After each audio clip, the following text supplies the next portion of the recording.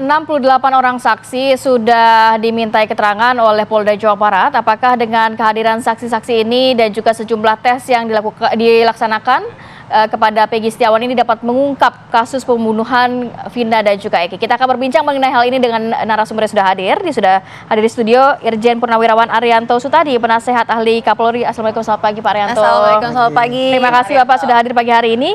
Dan juga sudah ada Bang Edi Hasibuan, Direktur Eksekutif Lembaga Kajian Strategis Kepolisian Indonesia atau LEMKAPI. Selamat pagi Bang Edi, Assalamualaikum. Bang Edi, selamat pagi.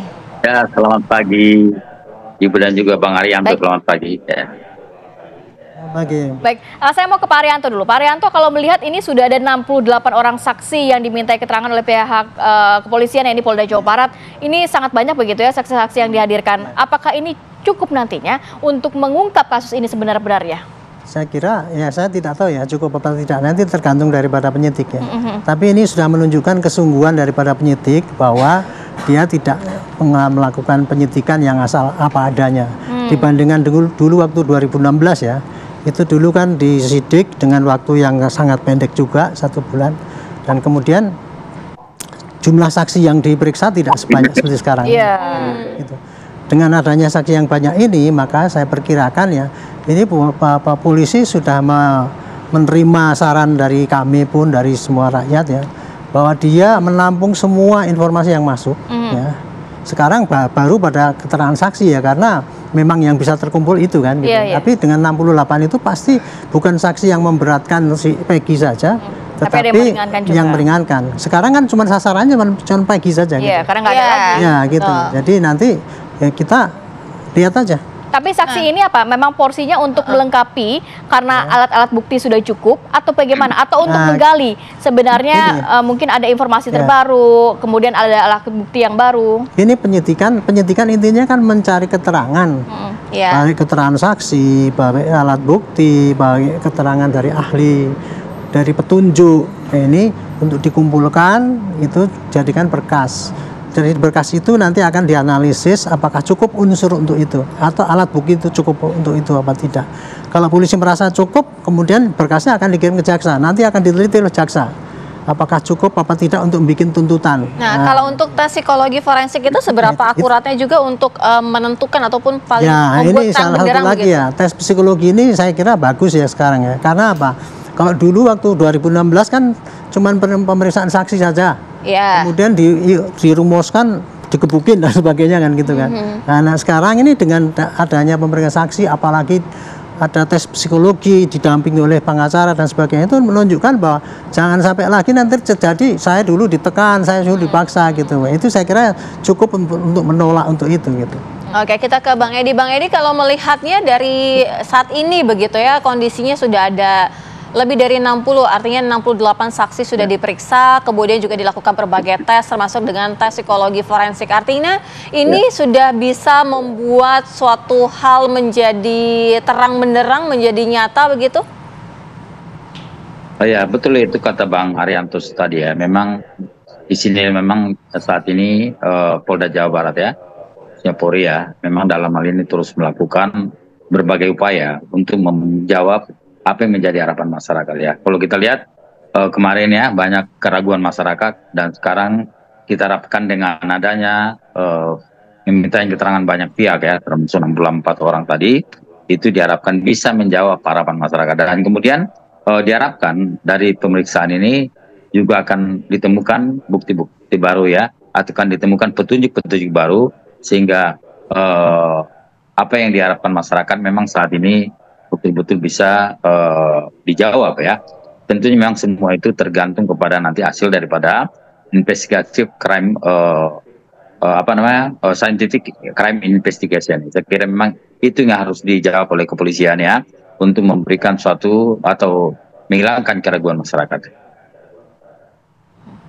Ya, Bang Edi, catatan dari Bang Edi sendiri, apakah memang hanya saksi-saksi yang dapat diandalkan oleh pihak kepolisian cukup banyak ini 68 dibandingkan di tahun 2016 silam justru saat perkara ini baru muncul, atau memang sebenarnya Anda melihat pihak kepolisian belum cukup banyak mengumpulkan bukti-bukti melalui scientific crime investigation?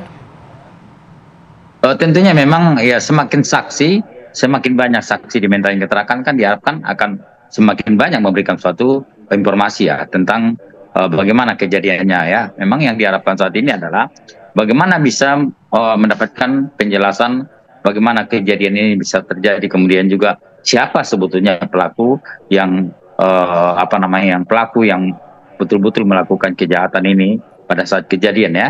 Termasuk kalau kita lihat kemarin kan banyak sekali, termasuk Peggy sendiri terus membantah ya bahwa dia bukan sebagai pelaku ya, tapi dengan adanya nanti petunjuk baru, kemudian adanya bukti-bukti baru dan adanya pengakuan yang lain ya, termasuk kan kita lihat bahwasanya 68 orang ya dimintain keterangan. Saya kira itu juga salah satu yang digunakan kepolisian akan untuk menjerat Peggy ya sebagai tersangka utama dalam kasus ini ya. Ya, Bang Edi, kalau kita melihat dari 68 saksi yang sudah diperiksa saat ini juga kan beberapa statement dari mereka yang sempat disampaikan di media ini kan juga berubah-ubah. Nah, artinya bagaimana bisa polisi melihat titik terang di antara kesaksian yang terus berubah-ubah dan juga semakin banyak di mana juga alat penunjang buktinya seperti CCTV, DNA itu kan tidak ada gitu. Ya, saya kira memang itulah kalau kita lihat ya yang menjadi kendala ketika polisi menangani kasus ini ya. Bisa dibayangkan kalau dulu dia sudah mengaku, kemudian bahkan mereka ada yang dia sudah mendapatkan vonis ya, kemudian sudah menjalani hukuman ya. Namun belakangan ada juga di antara mereka itu mencabut pengakuan bahwasanya mereka katanya dipaksa dan sebagainya ya. Saya kira itu adalah hak mereka sebagai warga negara ya. Namun demikian tentu kita harapkan memang apa yang menjadi bantahan mereka, apa yang menjadi pembelaan mereka ya, tentu memang yang kita harapkan saat ini adalah khususnya kepada kepolisian, kita harapkan bisa membuktikan bahwasanya apa yang menjadi vonis hakim ya, bahkan kalau kita lihat kan sudah ada putusan hakim ya, sudah ingkar kemudian masih dibantah juga ya, dan kita harapkan apa yang menjadi penyidikan, hasil penyidikan ilmiah yang dulu dan sekarang bisa digabungkan, kemudian nanti itulah sebetulnya akan memperkuat bahwasanya apa yang menjadi putusan hakim itu sudah benar, dan juga apa yang menjadi hasil penyidikan yang dulu kemudian ditambah lagi dengan sekarang, saya kira itu akan semakin baik. Baik, kita harus jeda dulu sejenak. Nanti saya mau ke Pak Arianto. Pak Arianto melihat semakin banyaknya saksi yang bermunculan, ini kok semakin blunder ya? Dalam arti TKP-nya berpindah-pindah, kemudian DPO-nya juga dinyatakan ada yang 3, ada yang pihak kepolisian juga menyatakan 1. Malah saksi-saksi ini tidak membuat kasus ini semakin jelas begitu, semakin blunder. Biasanya apa sih yang bisa didalami oleh pihak kepolisian terkait saksi-saksi yang memang diminta keterangan ini ya? Kita akan sambung lagi di segmen berikutnya, tetap bersama kami di Apa Kabar Indonesia Pagi. Baik, kembali lagi di Apa Kabar Indonesia Pagi. Saya melanjutkan pertanyaan ke Pak Arianto. Pak Arianto, kalau melihat ini 68 saksi ini sangat banyak sebenarnya ya. Bahkan keterangan saksi ini berbeda-beda ya kan. Apa yang bisa dirangkum biasanya dari pihak kepolisian melihat cukup banyak saksi yang dihadirkan, dimintai keterangan, bahkan sejumlah saksi itu juga menjalani tes psikologis forensik. Ya, itu menunjukkan ya dari saksi yang banyak itu diperiksa oleh polisi. Saksinya kan berbeda-beda itu. Ini mengatakan A, ini mengatakan B. TKP-nya berbeda-beda juga. Dari keterangan saksi-saksi itu nanti akhirnya bisa kelihatan petunjuk. Yang petunjuk itu yang berkaitan sesuai satu ini keterangan ini dengan yang lain. Itulah yang dianggap sebagai petunjuk. Di dalam KUHP itu bukti itu kan ada keterangan saksi. Saksi ada yang meringankan, ada yang memberatkan. Petunjuk itu adalah keterangan yang bermakna untuk menunjukkan kebenaran yang ada. Keterangan ahli ini termasuk para ahli yang forensik itu yang menyatakan bahwa itu memang patut diduga ini itu keterangan ahli. Kemudian nanti dokumen dan sebagainya ya. Dokumen itu scientific bisa digital ataupun dalam kertas ataupun apapun ya. Nah, itu semua nanti pasti dirangkum oleh polisi, kemudian dia akan bikin resume. Resume daripada itu bahwa kita meyakinkan buktinya cukup untuk dituntut. Nah, nanti dikirim oleh ke jaksa. Jaksa juga dengan pengalamannya alat bukti yang lebih berkembang untuk alat bukti itu cukup atau tidak itu Pak Jaksa, karena dia yang sering Tapi kalau jaksa kali ini juga bisa mendorong pihak kepolisian, misalnya ada bukti-bukti yang tidak cukup seperti di tahun 2016 kan tidak ada bukti CCTV, DNA kan masih belum cukup sebenarnya. Kalau dulu kan 2016 jaksa sudah menerima karena cukup buktinya. Kalau sekarang ya mungkin jaksa akan melihat lagi kemudian pengalaman yang dulu ya. Walaupun begini, Pak Arianto, pada saat ketika dulu gitu ya, pada saat ada bukti yang paling penting, paling tidak seperti DNA ataupun CCTV, itu tidak dicantumkan, tidak ada. Ya memang itu dituntut kan gitu kan, dituntut untuk dihadirkan gitu. Tetapi kan polisi bilang buktinya nggak bisa diolah kan gitu kan, karena CCTV-nya kabur atau apa.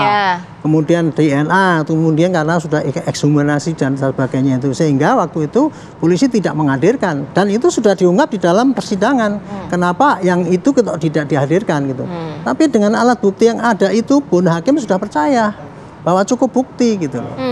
Jadi ini ukuran keberhasilan polisi bertugas di dalam penyidikan ini adalah kepada keyakinan hakim. Kalau hakim sudah cukup, ya jangan itulah keputusan hukum yang berlaku kan gitu. Nah, artinya kalau misalnya dari kesaksian-kesaksian ini, seberapa valid kesaksian itu dijadikan penentu dari keputusan untuk seseorang dinyatakan bersalah? Nanti tidak hanya berdasarkan pada kesaksian yang 68 orang itu menentukannya itu, tapi kecocokan daripada 68 itu, kesaksian kira-kira apa itu ada kesesuaian dengan yang lain, itulah yang dijadikan alat bukti yang untuk dirangkum di dalam resume untuk menentukan apakah kasus ini terus apa tidak. Ini ingat ya, kayak gini bisa nanti diteruskan ke kejaksaan dan dituntut, bisa juga dihentikan. Tergantung daripada ini nanti gelar terakhir ya. Polisi akan mengatakan penyidik, oh ini cukup bukti. Kalau Peggy tidak terbukti bersalah, berarti pihak kepolisian mencari lagi DPO lain atau bagaimana? Enggak gini, kalau bukti-buktinya itu ternyata yang memberatkan kalah dengan yang meringan. Polisi pasti akan menghentikan atau ngirim dulu ke jaksa. Jaksa biasanya kurang bukti ini, tolong cari ini. Kalau SP3 jadinya ya. Di SP3 akhirnya.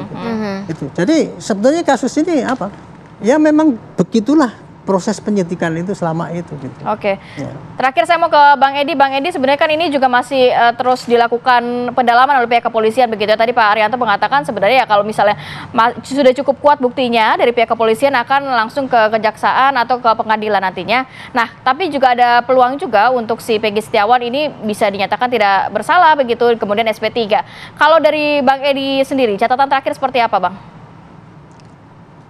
Misalnya ketika polisi menetapkan seseorang menjadi tersangka, itu berarti itu yang bersangkutan itu sudah dimiliki oleh kepolisian, bahwasannya dia ada indikasi kuat ya sebagai pelakunya. Namun demikian, kalau kita melihat pengakuan Peggy dan juga kuasa hukumnya ya, yang saat ini masih melakukan pembelaan, masih melakukan menolak sebagai tersangka, dan saya sarankan kemarin itu kalau memang begitu dan diharapkan memang harus melakukan pra peradilan ya untuk menyatakan untuk untuk menghapus bahwasanya dia sebagai tersangka. Dan itu nanti akan kita lihat apakah nanti di dalam pra peradilan dia akan ditolak gugatannya atau tidak ya. Apakah sah atau tidak penetapan tersangka itu. Karena yang menentukan nanti sah atau tidaknya nanti pengadilan ya. Misalnya kalau dia melakukan pra peradilan, maka nanti hakim yang menolak atau menerima gitu ya. Itu nanti akan menjadi putusannya apakah dia sah sebagai tersangka atau tidak ya. Baik, terima kasih Bang Edi sudah bergabung bersama kami. Pak Arianto juga terima kasih. Kita lanjutkan di lain waktu ya. Semoga saja ini menjadi terang benderang. Terima kasih. Pemirsa, kami segera kembali dengan informasi di mana Sungai Citarum di Bandung Barat ini dipenuhi dengan sampah. Informasi selengkapnya akan kami hadirkan.